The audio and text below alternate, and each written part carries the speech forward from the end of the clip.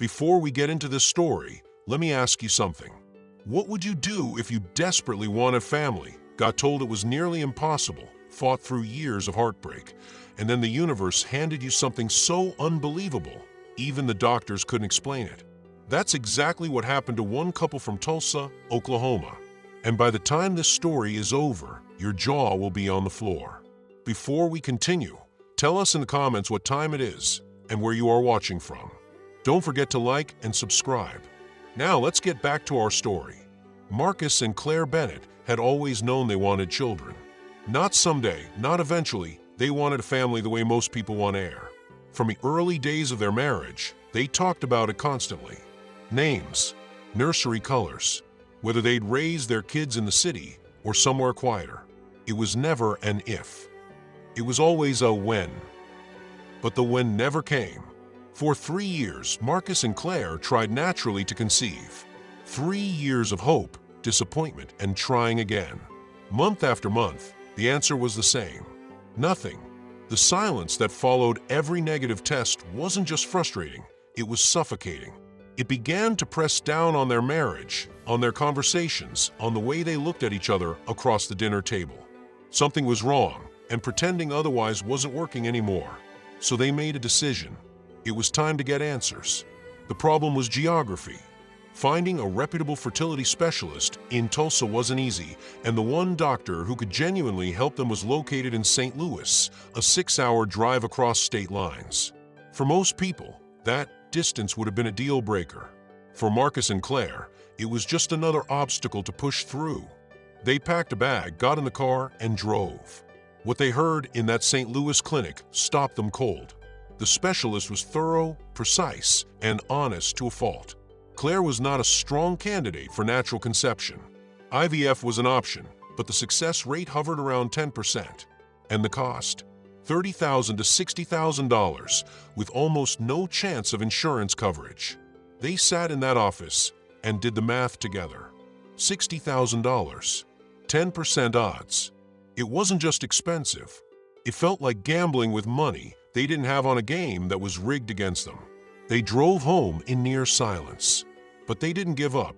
That was never who Marcus and Claire were. If Plan A and Plan B had failed them, then they would build a Plan C from the ground up. Adoption. It wasn't their original dream, but as the weeks passed, they realized it didn't have to be. The goal was never a pregnancy. The goal was a family. What they didn't anticipate was how brutal the adoption process could be. The home studies, the background checks, the interviews, those tense, high-stakes conversations with birth mothers who were sizing them up, deciding whether they were worthy of the most important responsibility in the world. Marcus and Claire poured everything into each one. And when their first match fell through, when the birth mother changed her mind at the final hour and decided to keep her baby, the grief that followed was staggering. They had already started to love that child in their minds. They tried again. The second birth mother also changed her mind. 2 times. 2 crushing disappointments. 2 moments where the family they had almost held slipped right through their fingers. Claire would later say those were the darkest stretches of their marriage. Not because they blamed each other, but because hope is an exhausting thing to keep rebuilding. Still, they made the call to their agency. They were still in. Try again. And then the phone rang. It was the agency. A birth mother had reviewed their profile and chosen them specifically.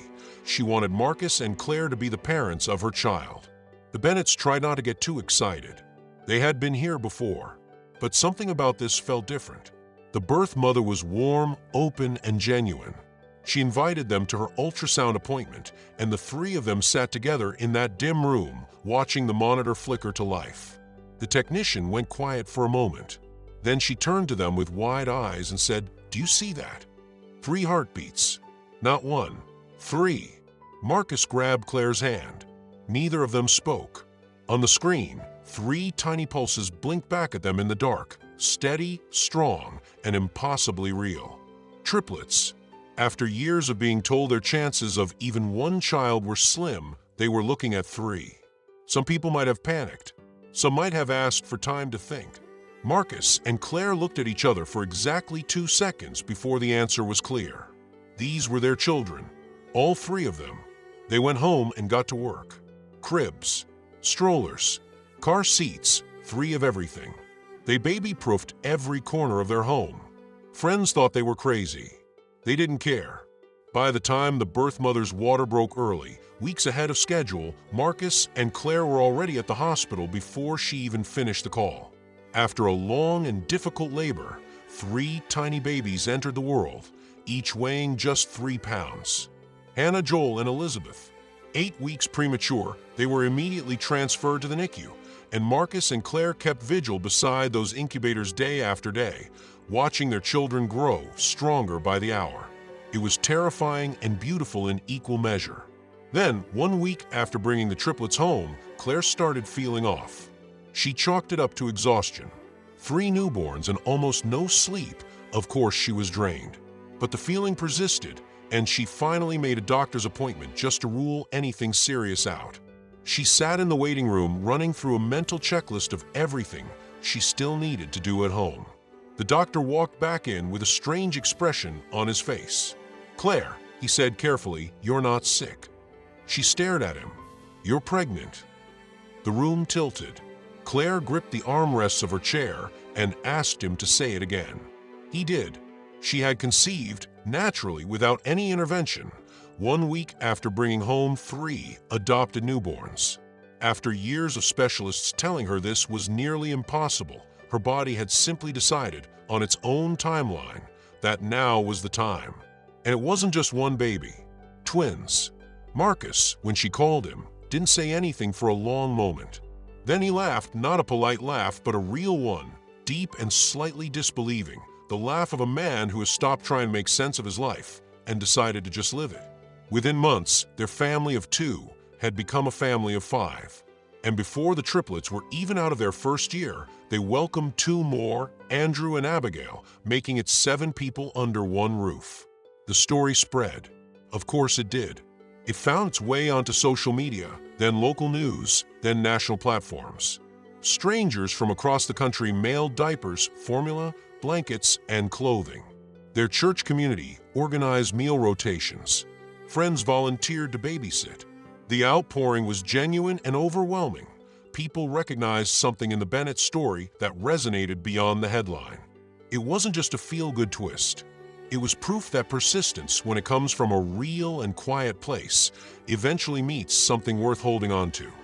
Life with 5 children under 2 was organized chaos at its finest. 300 diapers a week, 84 bottles, color-coded toenail polish to tell the triplets apart during late-night feedings. Schedules mapped out to the minute. Morning walks, play dates, chores divided up with military precision. Claire once described their bathroom routine alone as a part-time job. Marcus said he hadn't slept a full 8 hours in so long he'd forgotten what it felt like. Neither of them would trade a single minute of it. In 2016, Claire was pregnant again, this time with their 6th child, a boy they named Caleb. He arrived into a home already full of noise and love and small feet running down hallways, and from the moment his siblings laid eyes on him, he was adored. The triplets and twins were barely 4 years old, and somehow the 6 of them formed this small, ridiculous, wonderful club. Always together, never lonely, never without someone to run to. Claire said it best in an interview that made the rounds online. She talked about the waiting, the years of wondering if it would ever happen, the grief of thinking maybe it just wasn't meant for them.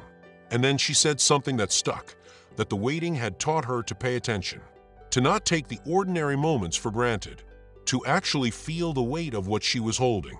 8 people, 1 house, 1 story that started with heartbreak and ended, or rather kept going, with more love than either of them had known how to ask for.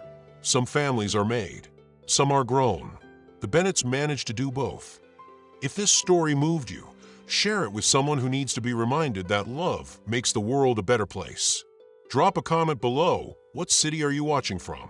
Subscribe for more stories that prove love is still the most powerful force in the world.